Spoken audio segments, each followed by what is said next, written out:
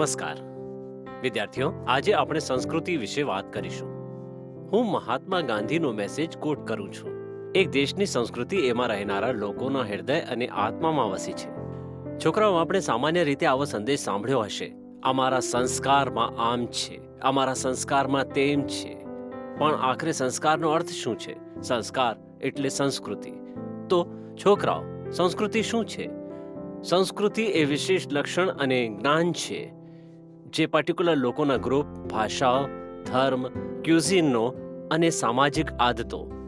એક દેશથી બીજા દેશ, એક જગ્યાથી બીજા જગ્યાની સંસ્કૃતિ જુદી હોય છે. તો પણ સૌથી મોટી અને સૌથી મહત્વની સંસ્કૃતિ તો માણસાઈ છે. હવે તમને આશ્ચર્ય થશે કે આ બધું શું છે. સૌથી પહેલો અને મહત્વ, સંસ્કૃતિનો અર્થ એટલે આદર. બધા મનુષ્યો માટે સન્માન, કોઈ પણ જાતિ કે સંપત્તિના ભેદભાવ વિના. ભલે પછી માતા પિતા હોય, ભાઈ બહેન હોય, મિત્રો હોય, ઘરના કામવાળા હોય, મજદૂર હોય, સિક્યોરિટી વાળા હોય, આપણે એમનો આદર કરવો એ બધાનો પાયો છે.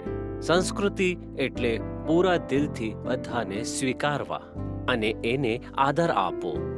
બધાની વિચારવાની રીત અલગ હોઈ શકે છે, અલગ ઓપિનિયન હોઈ શકે, ગમો અણગમો હોઈ શકે, અને એ કારણે એ મહત્વનું છે કે આપણે બધાનો આદર કરીએ. આદરની સંસ્કૃતિ આખા વિશ્વમાં સર્વમાન્ય છે, ભલે એ કોઈ પણ બેકગ્રાઉન્ડથી આવ્યા હોય. તો છોકરાઓ, હંમેશા આદરની સંસ્કૃતિને સાથે રાખો. પ્રેમ કરો, સહનશીલ બનો, બધાને અપનાવો, કામની નોંધ કરો, અને તમે જોશો કે તમે સહેલાઈથી સફળ બનો છો. છોકરાઓ, મને ખાતરી છે કે તમે સ્વામી વિવેકાનંદની આ વાતથી પરિચિત હશો. 1893ના સાલમાં સ્વામી વિવેકાનંદ એવા પહેલા વ્યક્તિ હતા જેમણે યુનાઇટેડ સ્ટેટ્સ ઓફ અમેરિકાના પ્રેક્ષકોને sisters and brothers of America કહી સંબોધ્યા હતા.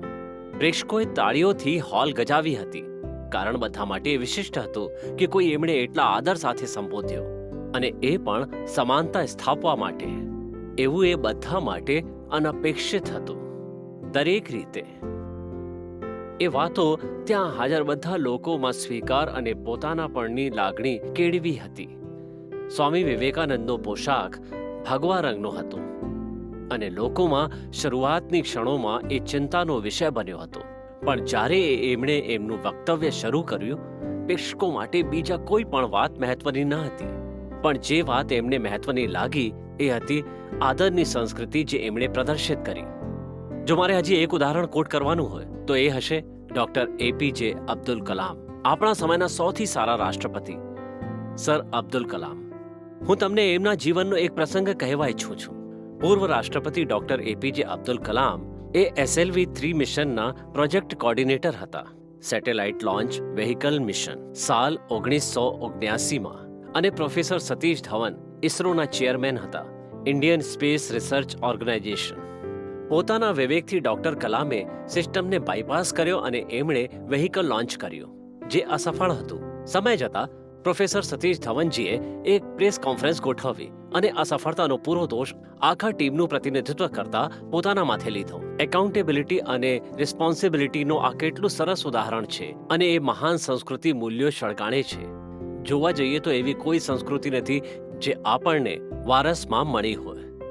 ડોક્ટર અબ્દુલ કલામ પાસે પણ એવી નમ્રતા હતી કે એ કહી શક્યા કે તેઓ પ્રોફેસર સતીશજી પાસેથી એકાઉન્ટેબલ અને રિસ્પોન્સિબલ બનતા શીખ્યા.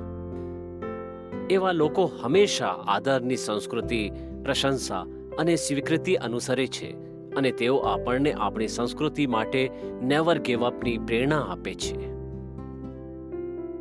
તો છોકરાઓ, તમે હંમેશા શિષ્ટતા, આદર, નમ્રતા અને સ્વીકૃતિની સંસ્કૃતિ અનુસરો, અને never give up your cultural values. હંમેશા માન સાથે એની પ્રેક્ટિસ કરો.